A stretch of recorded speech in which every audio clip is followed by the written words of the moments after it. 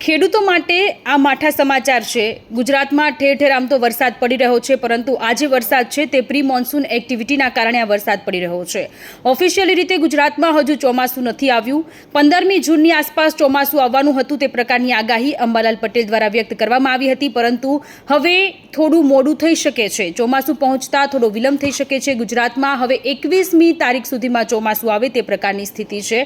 આજે અથવા તો આવતીકાલે મુંબઈમાં સત્તાવાર રીતે ચોમાસાનું આગમન થઈ જશે અને આગાહી હવામાન વિભાગ દ્વારા જે વ્યક્ત કરવામાં આવી છે તે અનુસાર 12મી જૂન સુધીમાં ગુજરાતમાં વરસાદ પડે તે પ્રકારની સંભાવના છે, પરંતુ ઓફિશિયલ રીતે જે ચોમાસું છે તે 21મી જૂન સુધીમાં પહોંચે તે પ્રકારની આગાહી હવામાન નિષ્ણાંત અંબાલાલ પટેલ દ્વારા કરવામાં આવી છે।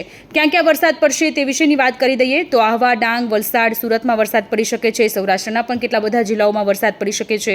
ગીર સોમનાથ, જૂનાગઢ, અમરેલીમાં પણ વરસાદ પડશે। દ્વારકા, ઓખા, ભાવનગર, પોરબંદરમાં પણ વરસાદ પડે તે પ્રકારની આગાહી કરવામાં આવી છે। આ સાથે પંચમહાલ, બનાસકાંઠા, સાબરકાંઠા અને મહેસાણામાં પણ વરસાદ પડે તે પ્રકારની સ્થિતિ છે। અરબ સાગરના ભેજના લીધે પવન સાથે વરસાદ પડે તે પ્રકારની સંભાવનાઓ હવામાન નિષ્ણાંત અંબાલાલ પટેલે વ્યક્ત કરી છે। 22મી જૂન પછી બંગાળના ઉપસાગરમાં ડીપ ડિપ્રેશન સક્રિય થશે, જે વરસાદ લાવશે અને આ સાથે જ ગુજરાતમાં આદ્રા નક્ષત્રમાં સારો વરસાદ થશે। ખેડૂતો માટે આ વરસાદ ખૂબ જ એવો મહત્વપૂર્ણ અને ખૂબ જ એવો ફાયદા અપાવે તે પ્રકારનો વરસાદ હશે આદ્રા નક્ષત્રમાં।